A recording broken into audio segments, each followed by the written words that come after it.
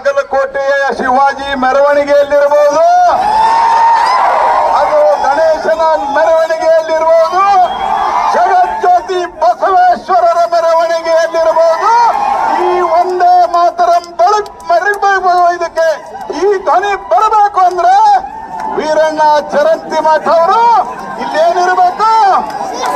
ವೀರಣ್ಣ ಚರಂತಿಮಠ ಅವರು ಏನಾಗಬೇಕು? ಏನಾಗಬೇಕು? ಏನಾಗಬೇಕು? ವೀರಣ್ಣ ಚರಂತಿಮಠ ಅವ್ರನ್ನ ಇಲ್ಲಿ MLA ಮಾಡಿ. ಪಶ್ಚಿಮ ಬಂಗಾಳದಲ್ಲಿ ನಾನು ಪಶ್ಚಿಮ ಬಂಗಾಳಕ್ಕೆ ಹೋಗಿ ಬಂದೀನಿ. ಈಗ ಪಶ್ಚಿಮ ಬಂಗಾಳದಲ್ಲಿ ಮಮತಾ ಮನೆಗೆ ಬಿಜೆಪಿ ಅಲ್ಲಿನ ವಿಧಾನಸೌಧಕ್ಕೆ ಮೋದಿ ಅವರ ನೇತೃತ್ವದಲ್ಲಿ ಪಶ್ಚಿಮ ಬಂಗಾಳದಲ್ಲಿ ತುಷ್ಟೀಕರಣ ಬಂದಾಗಲಿದೆ. ಪಶ್ಚಿಮ ಬಂಗಾಳದಲ್ಲಿ ಮೂಲಭೂತವಾದಿಗಳ ಉಪದ್ರವ ಬಂದಾಗಲಿದೆ. ಅಸ್ಸಾಂದಲ್ಲಿ ಬಂದಾಗದ ಪೂರಾ ಮನೆಗೆ ಹೋಗುವಂತಹ ತಯಾರಿಯನ್ನ ಮಾಡ್ಕೊತಾ ಇದ್ದಾರ.